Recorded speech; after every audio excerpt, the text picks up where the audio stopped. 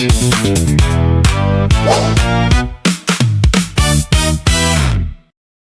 is 2 in the morning. Your hotel room is freezing, and the air conditioner is making a horrible grinding sound. That is my absolute nightmare. I just want to sleep, but now I have to call the front desk. Right. You have to explain a broken machine in a second language. Do you complain, or do you just freeze? I usually choose freezing. Avoiding the phone call is definitely the safer option for me. Hello, lovely learner. Welcome back to Everyday English Learning, where we turn daily stress into speaking confidence. Hi there, I'm Jake. And I'm Lily. Today, we are learning how to solve everyday problems in English clearly and calmly. This is such a practical topic. Problems happen to everyone. Things break, schedules change, and orders get mixed up.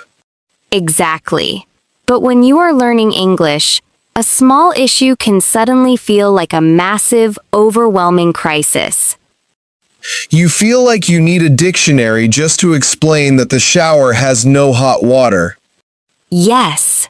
You might know how to order a coffee perfectly, but you do not know the vocabulary for a leaking pipe. I know that feeling. I remember a winter cabin trip where everything broke. I completely panicked at the front desk. Oh no. Did you get it fixed? Or did you just freeze again? I made it so much worse. I will tell you the whole embarrassing story in a few minutes. I cannot wait. Today, we will give you specific phrases to report a problem without panicking or sounding angry. We will also practice some guided solutions together. So, where do we start when something goes wrong? So, let us go back to that winter cabin. You mentioned earlier that everything broke and you completely panicked. What actually happened? Oh, it was a disaster. I was visiting a beautiful cabin in the mountains, but on the second night, the heater stopped working. The room felt like a refrigerator. A freezing room in the mountains is definitely an emergency. So, you went down to the front desk. What did you say? Well, I walked up to the manager. I wanted to say, the central heating unit appears to be malfunctioning, but because I was stressed, my brain went completely blank. I just pointed upstairs and said, "No hot air, make cold." Make cold. That sounds like a caveman complaining about the weather. I know! The manager just stared at me. I was so embarrassed. It is funny now, but in the moment I felt so foolish. Why do we lose all our vocabulary when something goes wrong? It happens to everyone. The common assumption is that you need complex, technical vocabulary to explain a problem. You think you need the exact word for a pipe, a valve, or a heating coil. Exactly. And when you do not know the word for a valve, you just freeze. Or you start waving your hands around like I did. But the real issue is that panic blocks your memory.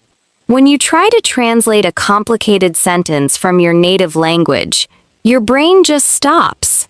You actually only need very simple words to report an issue effectively. So, instead of trying to be technical, what should I have said?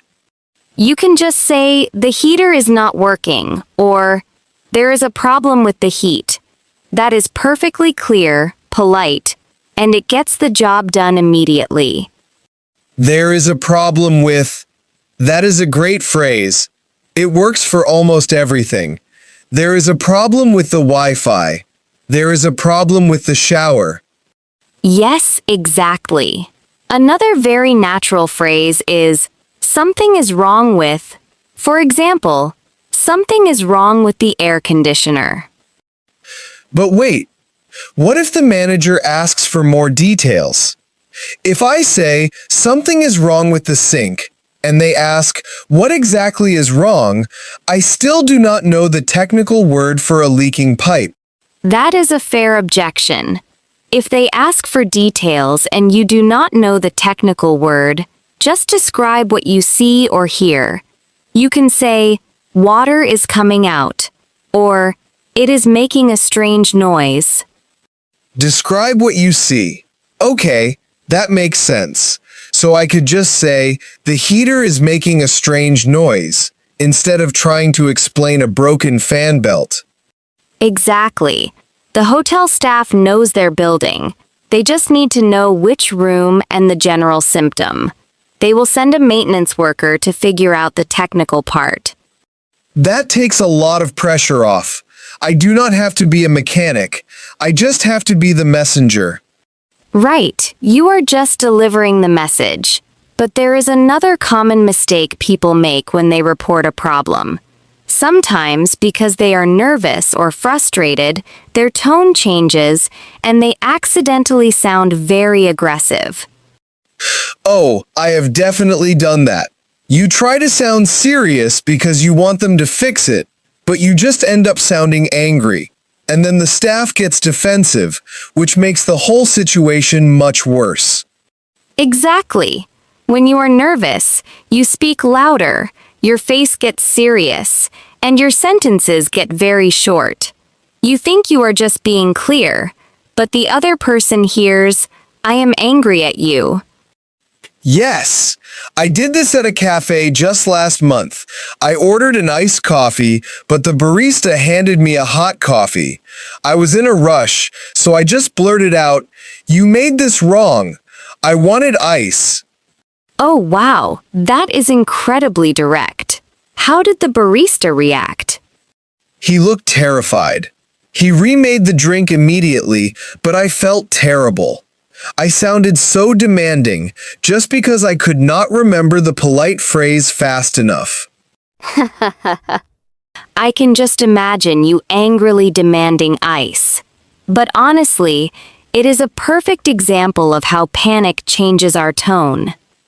It was definitely not my best moment. So, how do I report a wrong order without sounding like a monster? The secret is to remove the word "you" from the beginning of your sentence. When you say, "You gave me the wrong room," or "You made this wrong," it is an immediate attack. That makes sense. Starting with "you" immediately points a finger. It puts the staff member on defense. Right. Instead, you want to focus on the situation. A fantastic phrase to use is, "I think there has been a mistake." It is soft, polite, and completely neutral. I think there has been a mistake. I like that. It blames the situation, not the person making my coffee. Exactly. Let us try a quick practice. Imagine I am a waiter, and I just brought you a chicken sandwich, but you ordered the vegetarian option. Okay, I am ready. Excuse me. I think there has been a mistake. I ordered the vegetarian sandwich. Perfect. Notice how calm that sounds? You stated the problem clearly, but you gave the waiter space to apologize and fix it without feeling attacked. It feels much better. And what if I just want to correct a small detail? Is there a slightly shorter phrase? Yes, you can use the phrase, "I actually ordered." For example, "Excuse me, I actually ordered the iced coffee." Adding the word actually softens the sentence a lot. I actually ordered the iced coffee. It sounds like a gentle reminder, not a complaint. Exactly. And you can use that same structure for a missing item. If you have been waiting a long time, you can say, "Excuse me, we actually did not get our drinks yet." That is so much better than saying, "You forgot our drinks." Yes, "you forgot our drinks" makes people defensive. "We actually did not get our drinks yet" just sounds like you are providing an update. I am writing these down. I think there has been a mistake. And I actually ordered. These are going to save me from so many awkward cafe interactions. They will. And they work perfectly at a hotel, too. I think there has been a mistake. We actually booked a room with 2 beds. Okay, I have my polite phrases ready. But let me ask you about a much harder situation. What if I use these nice phrases and the staff member argues with me? That is the ultimate test. It is one thing to be polite when everyone is friendly, but it is much harder when the other person pushes back. Exactly. If I politely say, I think there has been a mistake, and the waiter says, no, you definitely ordered the chicken, I would instantly freeze. I would probably just eat the chicken to avoid an argument. That brings us straight to the hardest part of speaking a second language under stress.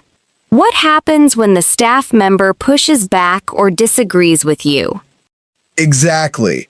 If I say, I think there has been a mistake, and they look right at me and say, no, sir, this is definitely what you ordered, my brain completely locks up.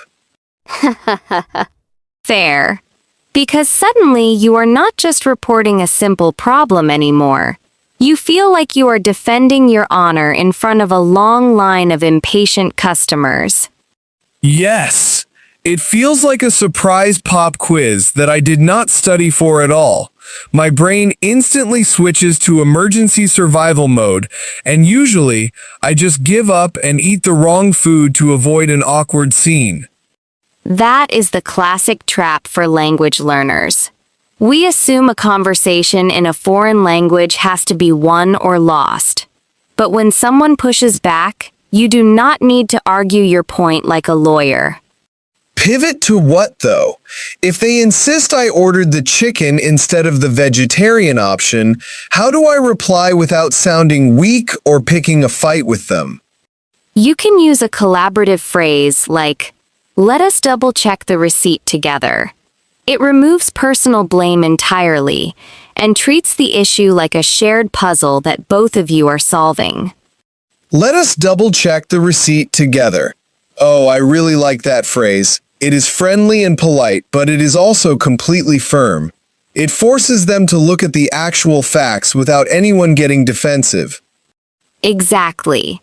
Another fantastic option when someone insists you are wrong is to take a diplomatic shortcut. You can say, maybe I misspoke, even if you know you said it right. Wait, really? Take the blame even when I am completely right? That feels like giving up or letting them win. Not giving up at all. It is about choosing your battles wisely. In a busy service situation, keeping the peace is often much better than being technically correct. You want your food fixed, not a philosophy debate. True. I would much rather have my correct meal than a shiny trophy for winning an argument with a tired waiter. But what if it is something major, like a hotel room issue, where you cannot just accept it? That is the exact distinction to make. For low-stakes service errors like food or drinks, a soft diplomatic out saves time and energy. But for major issues like a freezing hotel room, you hold your ground politely. How do I hold my ground firmly without sounding aggressive? Because when the room is freezing, my polite tone tends to disappear very quickly. You use firm, factual framing instead of emotional language. You say, I understand, but the room is genuinely too cold to sleep in. Could we look at another room? The room is genuinely too cold to sleep in. That states the reality without attacking the manager. It shifts the focus away from who made the mistake and onto the actual physical problem. Right. You are stating a clear fact, not casting blame. When you separate the hard facts from your personal frustration, service workers are much more willing to help you find a real solution. That is a massive mindset shift for me. I always thought confidence meant being loud or demanding, but true confidence in a second language is just calm clarity under pressure. Exactly. Real fluency is not about knowing every single technical word or winning every argument. It is about keeping your cool when things go wrong and gently guiding the other person toward a fix. I am starting to see that solving everyday problems in English is less about vocabulary and more about emotional control and simple communication frames. So, the first step is choosing your battles. For a wrong coffee or a simple mistake, use the soft approach. Say, I think there has been a mistake, or I actually ordered. But what happens when the issue is bigger? Exactly. If the mistake is going to ruin my night, like a freezing hotel room or a rental car that smells like smoke, I cannot just take the diplomatic out. Right. You cannot just say, oh well, and sleep in your winter coat. For big issues, you have to be firm. But remember, firm does not mean angry. This is where I usually fail. I try to sound firm, but I just end up sounding aggressive or frustrated. And then the staff stops trying to help me. That happens because we confuse firmness with emotion. The trick is to separate the facts from your feelings. You want to state the reality, not cast blame. Let us try an example. Imagine I get to my hotel room and the air conditioner is broken. It is 100 degrees inside. What should I say? Start by explaining the problem simply. You can say, excuse me, I just checked in, but the air conditioner in my room is not working. Okay, that is easy enough. The air conditioner is not working. But what if the person at the front desk says, oh, it just takes a few minutes to cool down? That is a very common response. They want to avoid sending a maintenance worker if they do not have to. This is where you have to hold your ground. So, how do I push back politely? Use the understand and pivot method. You acknowledge what they said, and then you restate the facts. You say, I understand it takes time, but it is genuinely too hot to stay in the room. I understand it takes time, but it is genuinely too hot. That is really good. It shows that I am listening to them, but I am not accepting their excuse. Exactly. And the word genuinely is doing a lot of work there. It adds weight to your statement without making it sound emotional or angry. Let us try another one. What if I reserved a rental car and they give me one that smells terrible? I say, this car smells like smoke. And they say, we just cleaned it, sir. Use the same method. Acknowledge, and then state the facts. You say, I appreciate that it was cleaned, but the smell is still very strong. Do you have another car available? Asking a direct question at the end is smart. It forces them to give me a solution instead of just arguing about the smell. Right. You are taking control of the conversation by asking for an action. Could we look at another room? Or, do you have another car available? This feels so much more manageable. I am not fighting with them. I am just stating the facts and asking for an alternative. Exactly. You are treating the problem like a shared puzzle, not a battle. This is the difference between speaking from panic and speaking from confidence. I love this approach, but I have to ask, what if they say no? What if they say, sorry, the hotel is completely full? That is the ultimate test. Sometimes there really is no immediate solution.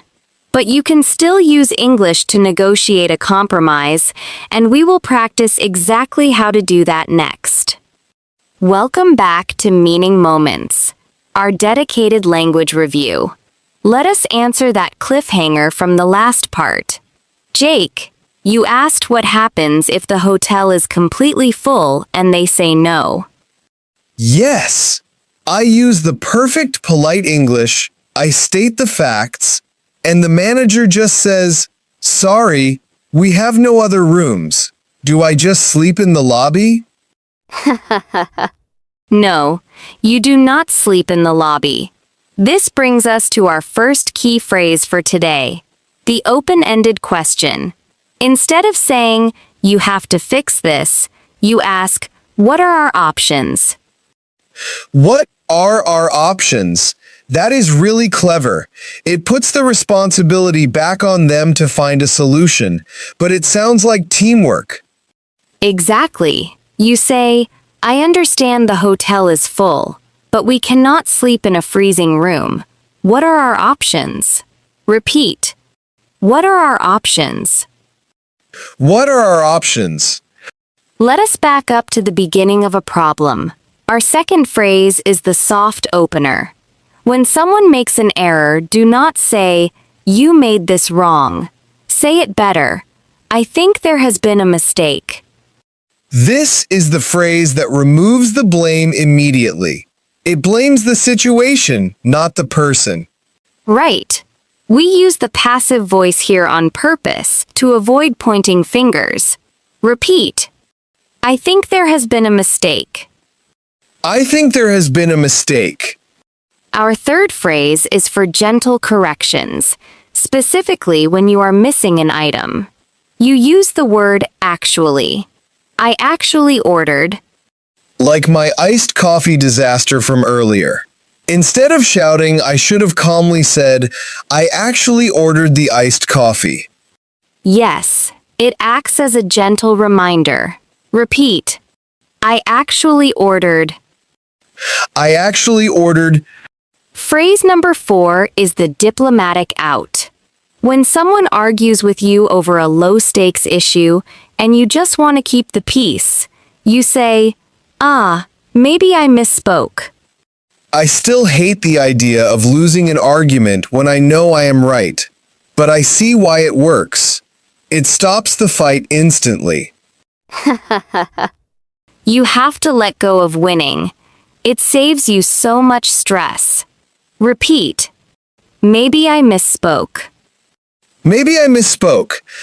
Finally, phrase number 5 is for holding your ground on major issues. Use the word genuinely to state a serious physical fact without emotion. The room is genuinely too cold to sleep in. Adding genuinely makes it sound professional.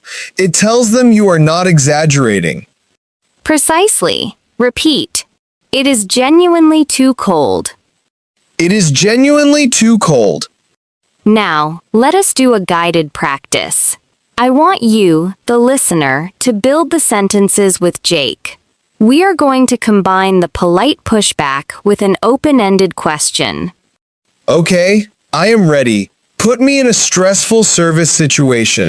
You rented a car. You open the door, and it smells strongly of cigarette smoke. The worker says, I am sorry, sir. We have no other cars available on the lot. That is a terrible situation. Okay, I need to acknowledge their statement, state the problem firmly, and ask for an option. Exactly. Listener, think about how you would put those 3 pieces together. Here is my attempt. First, I acknowledge. I understand you have no other cars. Then the firm fact. But the smell is genuinely too strong for a long drive. Then the question. What are our options? Perfect. Notice how that frame forces the worker to help you. They might offer to clean it again, upgrade you to a larger vehicle, or call another location. It works because I am not demanding an impossible thing. I am just inviting them to solve the puzzle with me. Let us try one more. You are at a restaurant. You ordered a vegetarian meal, but they brought you chicken. You politely point it out, but the waiter says, I am sorry, the kitchen is closed. Oh, that is a tough one. Listener, try to use the soft opener, I think there has been a mistake, and then ask for an option. You could say, I understand the kitchen is closed, but I think there has been a mistake. I cannot eat meat. What are our options? That is brilliant. You are not yelling at them to reopen the kitchen, which would just make them angry, but you are not leaving hungry either. Exactly. They might offer a refund, comp your drinks, or find a cold salad that does not require the cooking staff. You hold your boundary peacefully. I feel completely prepared now. I am actually hoping someone messes up my coffee order tomorrow so I can try this out in real life. Welcome back. It is time for Meaning Moments, the part of the show where we review the key language from today's episode. We have 5 very useful phrases for you. My notebook is completely full. I have written down every single phrase, and I am definitely going to need them. I am so glad. Let us review our first phrase. It is the soft opener for almost any service mistake.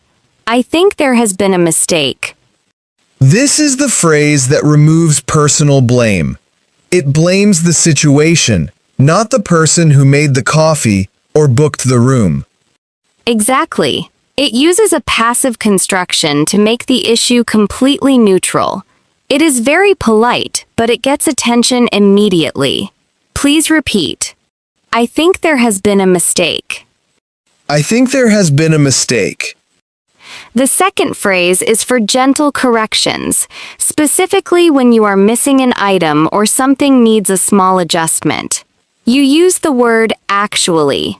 For example, I actually ordered the iced coffee. This is my favorite one. Adding actually makes it sound like a friendly reminder instead of a harsh complaint. It softens the whole sentence. You are just providing updated information. Please repeat, I actually ordered the iced coffee. I actually ordered the iced coffee. Our third phrase is the diplomatic out. This is for when someone argues with you over a small issue, and you just want to avoid a fight. You say, maybe I misspoke.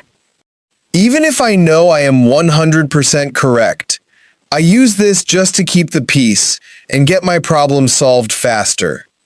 Right. It is about choosing your battles. Let them win the argument so you can get your correct food. Please repeat, maybe I misspoke. Maybe I misspoke. Phrase number 4 is for larger problems, where you have to hold your ground firmly without sounding aggressive. Use the word genuinely. The room is genuinely too cold to sleep in. This separates the hard facts from your emotions. You state the reality of the situation without yelling or sounding frustrated. Precisely. It adds weight and professionalism to your statement. Please repeat, the room is genuinely too cold. The room is genuinely too cold. Finally, phrase number 5 is the open-ended question you use when the staff member says they cannot help you. You ask, what are our options? This is the magic question. Instead of demanding a specific fix, you invite them to solve the puzzle with you. Exactly. You acknowledge their limitation, but you do not accept defeat. You ask them to find an alternative. Please repeat, what are our options? What are our options? Now, let us practice combining these pieces. We will do a short guided practice. Jake, imagine you are checking into a hotel, but the room smells strongly of smoke. I will be the manager. Okay, I am ready. I am going to try the understand and pivot method. Excellent. Here we go. I am sorry, sir, but our cleaning staff just finished that room. It should be fine. How do you reply? I appreciate that it was cleaned, but the smell is genuinely too strong for me. What are our options? Perfect. You acknowledged my statement, you used genuinely to state the firm fact, and you ended with an open question. That is a completely flawless response. It feels so much better than just standing there and freezing in panic. I am proud of you. And listener, I hope you practice that exact structure the next time you face a difficult situation. So, you are actively hoping the barista messes up your coffee tomorrow just so you can practice these phrases? Absolutely. I am going to walk in there, order an iced latte, and if it is hot, I will not panic like before. I will be completely calm and polite. Ha ha ha. That is amazing growth. And really, that is the biggest takeaway from today. You do not need technical vocabulary to solve a problem in English. Exactly. You just need to describe the symptoms simply. Remove the personal blame and treat the issue like a shared puzzle instead of a battle. And remember, keeping your emotions out of the conversation is your secret superpower. Firm facts will always get you a much better result than sudden anger. So, your small action step is simple. Next time something goes wrong, take a 1-second pause before speaking. Let the panic pass, and use a polite frame. We would love to hear from you. Have you ever panicked and used funny words to explain a problem?